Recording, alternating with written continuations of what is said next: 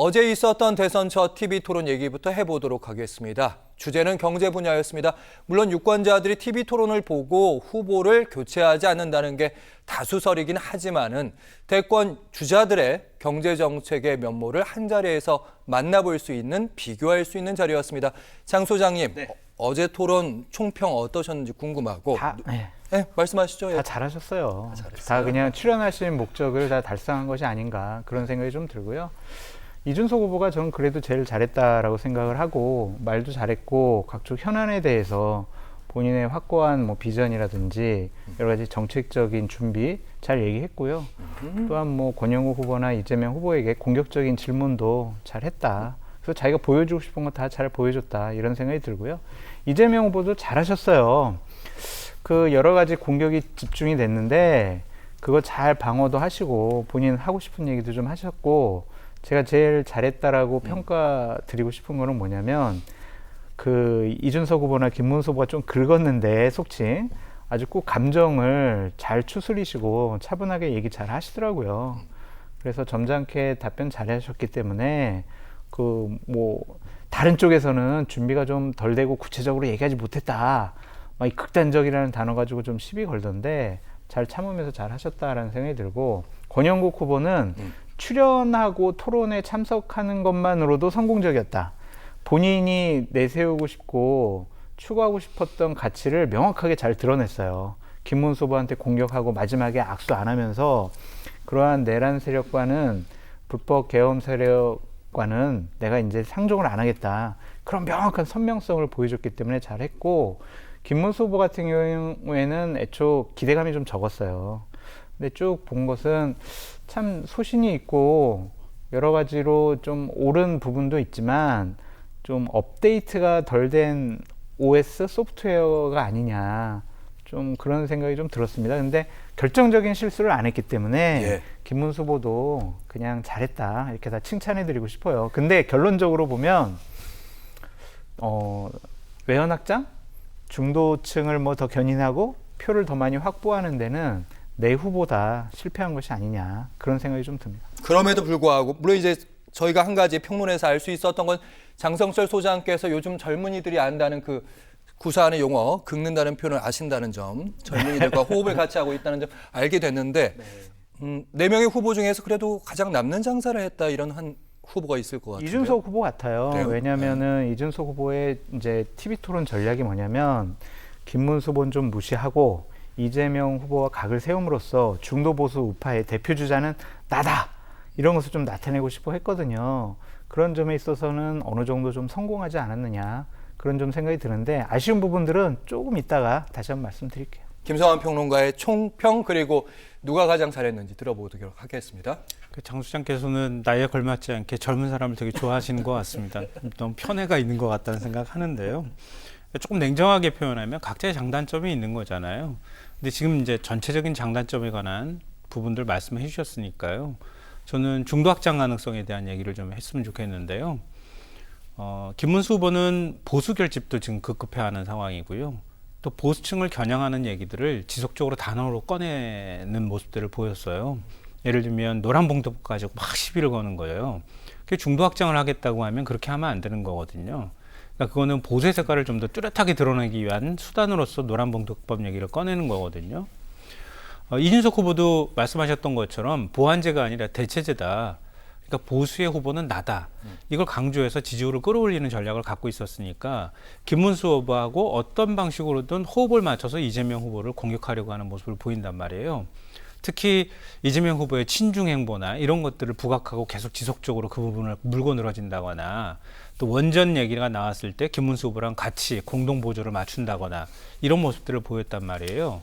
그러니까 이준석 후보는 결국 대권의 마지막 골인 지점에 들어갔을 때 그 골인에 제일 먼저 들어갈 후보는 아니다. 이준석 후보는 그런 모습들을 결국 한계로서 볼 수밖에 없다고 생각하고요.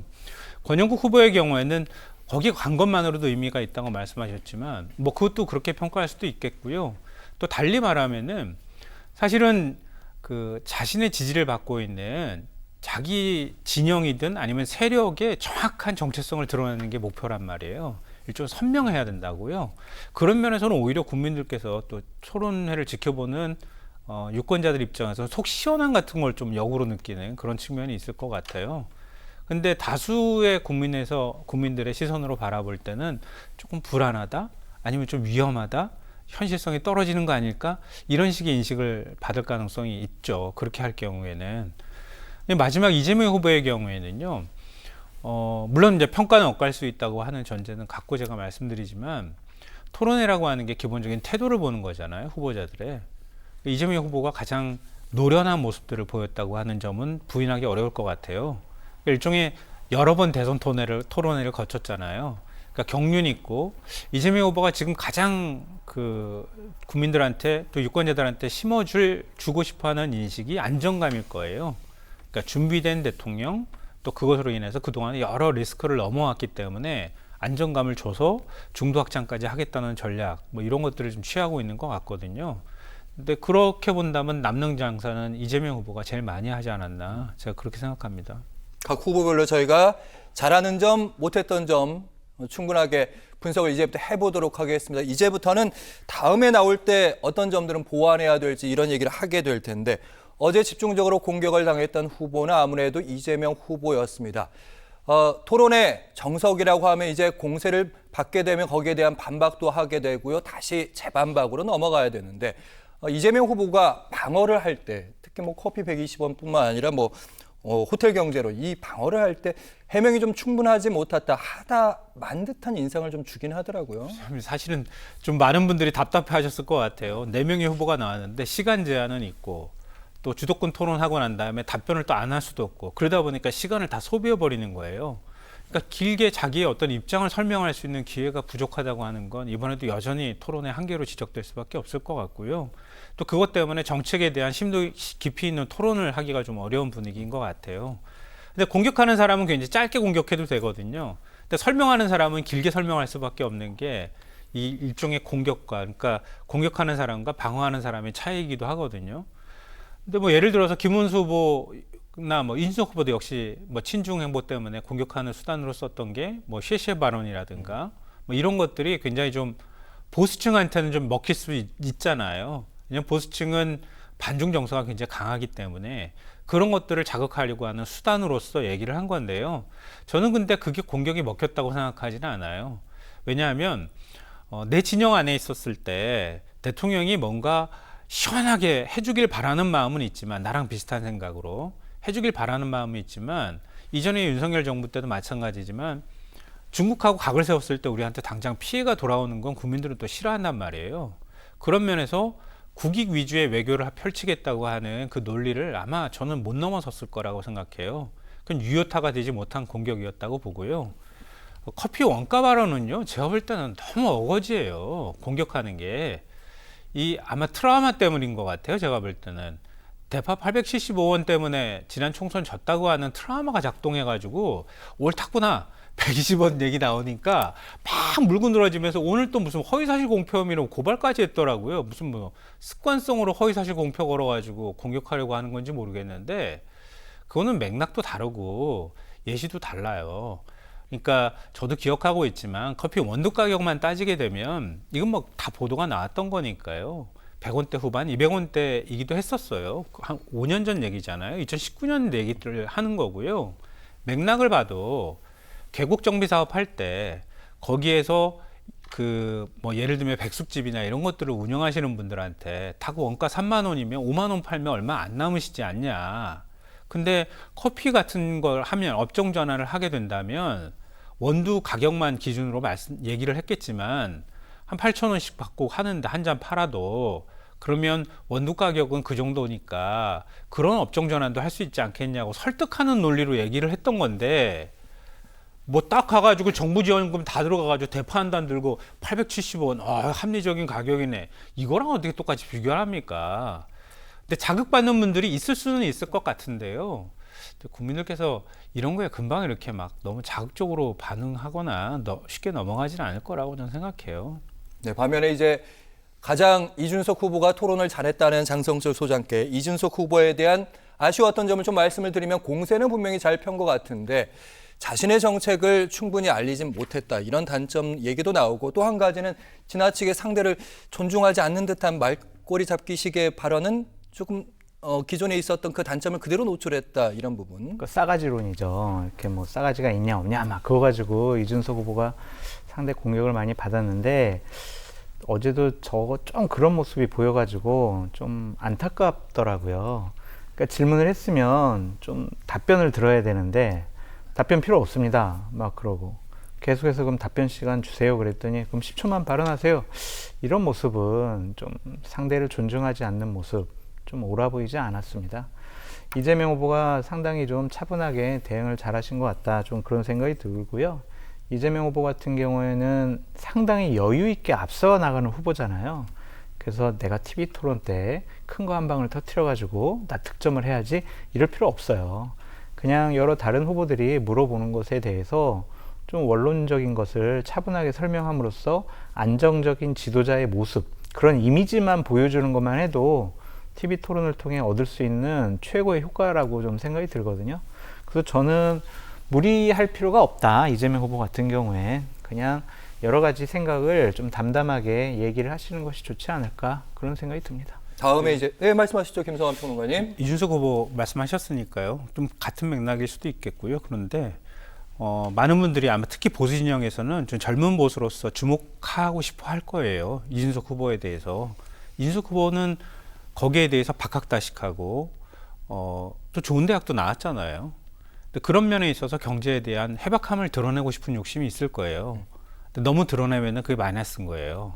근데 너무 드러내더라도 선정적으로 드러내야 하기 때문에 호텔 경제학이라는 말도 안 되는 사실 용어를 만들어가지고 이재명 후보를 막 공격했단 말이에요. 재정의 승수 효과를 이재명 후보가 설명하기 위해서 얘기했던 거란 말이에요. 예를 들면 호텔에 누군가가 예약하면 호텔에 돈이 들어온다고 가정하면 그 호텔 사장은 또 옆 가게에서 무슨 고기를 사서 먹는다거나 그럼 그 고깃집 사장이 또 옆 사람을 또 옆 가게에서 뭘 쓴다거나 이 재정의 승수 효과라고 보통 얘기하거든요. 근데 이것도 제가 어떻게 효과적으로 설명드릴까 고민하다가 KDI에 들어가가지고 그 승수 효과 설명하는 게 있더라고요. 정부가 재정을 100억 원을 지출을 하면은요. 그 건설 경기 도로 만드는데 100억 원을 지출을 하면 거기에 참여한 기업들이 그 100억 원의 효과를 보겠죠. 그럼 기업들이 이익이 되면 그 다음에 거기에 일하는 노동자들한테 임금을 올려주겠죠. 그럼 노동자들이 오른 임금을 가지고 또 소비를 하겠죠. 그러면 100억 원을 투입했을 때 250억 원의 효과가 나타난다고 하는 게 그게 바로 승수 효과예요. 그러니까 이재명 후보가 그걸 설명하려고 그걸 예시를 든 건데 짐바브웨 얘기를 갑자기 꺼내는 거예요. 그러니까 초인플레이션, 슈퍼인플레이션이 나타나는 돈을 막 찍어가지고 막 한 트럭을 싣고 와가지고 빵개 사는 국가랑 비교를 하는 거죠. 그러니까 전혀 다른 비유를 든다는 거예요. 그러니까 차라리 그럴 때 조금 더 이준석 후보가 공격은 하되 차라리 그 승수 효과의 정반대인 구축 효과를 얘기하면서 고정경제학에서는 이렇게 합니다라고 반박을 하면 훨씬 더 품격 있고 좋았을 텐데 왜 그렇게 막 공격하고 억지로 깎아내리려고 시도를 했는지 차라리 다음번 토론할 때는 그런 태도만 좀 바꾸면은 훨씬 더 이준석 후보는 더 돋보일 수도 있겠다 생각합니다. 이재명 후보에게 좀 안타까운 부분 하나가 있어요. 그러니까 정책적인 분야에 있어서 이준석 후보나 김문수 후보가 이제 질문을 하게 되면은 좀 구체적인 것에 대한 답변이 좀 부족해 보이더라고요. 그러니까 예를 들면 AI 100조 투자 어디에 어떻게 하시겠습니까? 라고 물어봤더니 아예 그거야 뭐 제가 대통령 되고 나면 여러 사람들 뭐 이제 정부 관계자들과 협의해가지고 그때 가서 정하면 되는 거죠. 그렇게 얘기하는 것보다는 제가 이제 준비할 곳은 첫 번째, 두 번째, 세 번째 요런 분야입니다. 요런 분야에 집중적인 투자를 통해서 우리나라의 기술력을 좀 끌어올리겠습니다. 라는 좀 원론적인 얘기라도 좀 하셨어야 되는데 그걸 내가 대통령 되면 나중에 알아서 할게. 이렇게 좀 비춰지는 듯한 예전에 박근혜 답변은 전 대통령 토론도 약간 비슷한 장면이 있었던 걸로. 또 예전에 문재인 전 대통령 같은 경우에는 유승민 의원이 막 여러 가지 정책 물어보니까 우리 정책본부장하고 얘기하세요. 이렇게 얘기한 적 있거든요. 그런 것보다는 조금만 제가 제일 중점 들여 투자하고 싶은 부분은 AI 중에서 이런 분야입니다. 두 번째 이런 분야입니다. 이걸 자세히 좀 얘기해 주셨으면 좀 더 좋지 않았을까? 그 점이 좀 아쉽더라고요. 알겠습니다.